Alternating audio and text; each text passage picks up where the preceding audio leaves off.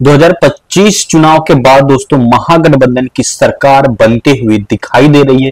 एकमात्र ऐसा केस है दोस्तों जिसमें महागठबंधन की सरकार बन सकती है। इस वीडियो में दोस्तों पूरे डिटेल में चर्चा करेंगे महागठबंधन की सरकार कैसे बन रही है 2025 चुनाव में, क्योंकि प्रशांत किशोर दोस्तों इस सरकार को बनाने में बहुत अहम भूमिका निभाएंगे। क्योंकि महागठबंधन में दोस्तों राहुल गांधी, तेजस्वी यादव और मुकेश सहनी और जो भी दल है दोस्तों सीपीआई सीपीएम महागठबंधन की जो दलें हैं दोस्तों, इन सबको मिलाकर दोस्तों इस बार 2025 में बिहार में महागठबंधन की सरकार बन सकती है। एक ताजा सर्वे के मुताबिक दोस्तों वोट वाइब एक सर्वे किया गया है, उन्होंने जारी किया है दोस्तों। इस सर्वे में दोस्तों 3 केसेस बनाए गए हैं। 3 केसेस दोस्तों पूरे डिटेल में बता रहे हैं।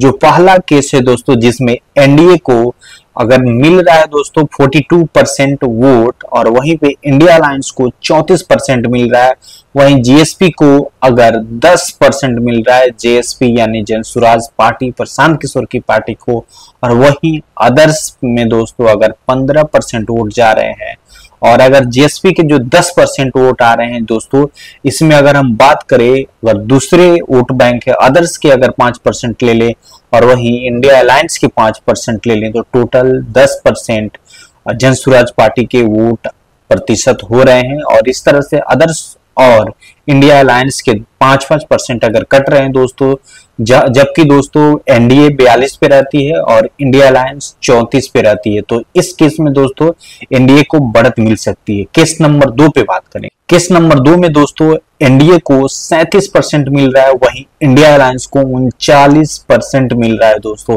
और वहीं अगर जन स्वराज पार्टी को 10% मिल रहा है, अदर्स के खाते में 15%, तो इस केस में महागठबंधन की सरकार बन सकती है। और वहीं लालू यादव का दोस्तों सपना पूरा हो सकता है। क्यों? लालू यादव दोस्तों चाहते हैं कि तेजस्वी यादव बिहार के मुख्यमंत्री बने। इस केस में अगर बात करें दोस्तों तो 10% जो जन स्वराज पार्टी को वोट मिल रहे हैं, अदर्स के अगर 5% ले ले और वहीं एनडीए का जो 42% था अगर उसमें से 5 अगर घटता है तो वो वोट शेयर आते हैं 37%। और यही एक केस है दोस्तों जब इंडिया अलायंस मजबूत होगा और 39% वोट शेयर होंगे और इस केस में महागठबंधन की सरकार बन सकती है।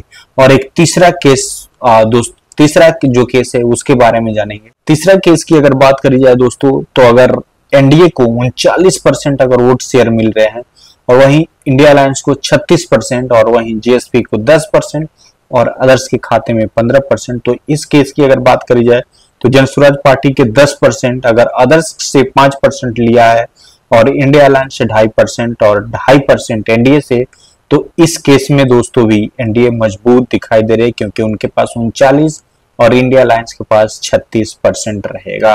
तो 3% का इसमें दोस्तों गैप है, लेकिन चुनाव के बाद दोस्तों असली रिजल्ट के बारे में पता लग पाएगा। हो सकता है दोस्तों इस बार महागठबंधन बाजी मार ले। चुनाव की दोस्तों तैयारियां सभी पार्टियां कर रही हैं, लेकिन हो सकता है अक्टूबर एंड यानी नवंबर फर्स्ट वीक में दोस्तों चुनावी प्रक्रिया शुरू हो जाए। और अभी सभी पार्टियों के अंतिम बैठक के दौरे चल रही हैं जिसमें पार्टियां सीट शेयरिंग को लेकर चर्चा कर रही हैं। हो सकता है दोस्तों जल्द से ही महागठबंधन की सीट शेयरिंग को लेकर ऑफिशियली स्टेटमेंट आ जाए और जिसमें पार्टियों के जो कैंडिडेट होंगे उनके नाम अनाउंस शुरू हो जाएंगे। और वहीं अगर इंडिया एनडीए की बात करी जाए दोस्तों तो उनके सीट शेयरिंग के जो सूत्रों से खबर मिली थी जिसमें 101 सीटों पे दोस्तों जदयू लड़ेगी और वहीं पे भारतीय जनता पार्टी को 100 सीटों पे और वहीं 20 से 25 सीटों पे एलजेपीआर यानी चिराग पासवान और 10 सीटों पे दोस्तों जीतन राम मांझी और 5 से 7 सीटों पे उपेंद्र कुशवाहा। तो इस तरह का दोस्तों फॉर्मूला तय किया गया है एनडीए की तरफ से। ऑफिशियली अभी इसके बारे में जानकारी नहीं मिली, लेकिन बैठकों का दौर चल रहा है। जेपी नड्डा, अमित शाह और मोदी जी सब कोई दोस्तों बिहार दौरे पे आजकल आ रहे हैं। हाल ही के दिनों में दोस्तों नरेंद्र मोदी पूर्णिया में आए थे और उसके बाद दोस्तों एक के बाद एक बिहार को सौगातें दी। और हो सकता है दोस्तों इस बार नीतीश कुमार को महागठबंधन बैकफुट पर ढकेल दे, क्योंकि इस बार दोस्तों काफी अच्छे तरीके से चुनावी मुहिम को बढ़ाया जा रहा है महागठबंधन की तरफ से। वोटर अधिकार यात्रा के बाद अब फिर से तेजस्वी यादव एक नई यात्रा शुरू करने वाले हैं, जिसमें दोस्तों हर जिला में वो जाएंगे और लोगों से मिलेंगे, लोगों के मुद्दे को उठाएंगे और लोगों तक अपनी बातें को, अपने एजेंडे को, जो वो माई बहन योजना है और बहुत सारी योजनाएं पेंशन को लेकर उनके जो मैनिफेस्टो में पहले से भी था, उन सब चीजों को लेकर दोस्तों लोगों के पास जा रहे हैं और लोगों से जुड़ रहे हैं। हो सकता है इस बार भारी बदलाव देखने को मिले। क्या लगता है दोस्तों, बिहार चुनाव में 2025 में किसकी सरकार बनते हुए दिखाई दे रही है? कौन होगा अगला मुख्यमंत्री? नीतीश कुमार, तेजस्वी यादव या कोई कांग्रेस से प्रत्याशी होगा, या चिराग पासवान होंगे, या कोई नया चेहरा एनडीए ला सकती है अगर जीतती है तो? आप किस नेता को दोस्तों मुख्यमंत्री बनते हुए देखना चाहते हैं और बिहार में किसकी बढ़त इस बार दिखाई दे रही है? कमेंट बॉक्स में जरूर बताइएगा और ऐसे ही वीडियो के लिए हमारे चैनल को सब्सक्राइब कीजिएगा, सपोर्ट कीजिएगा। मिलते हैं किसी अगले वीडियो में, तब तक के लिए जय हिंद, जय भारत।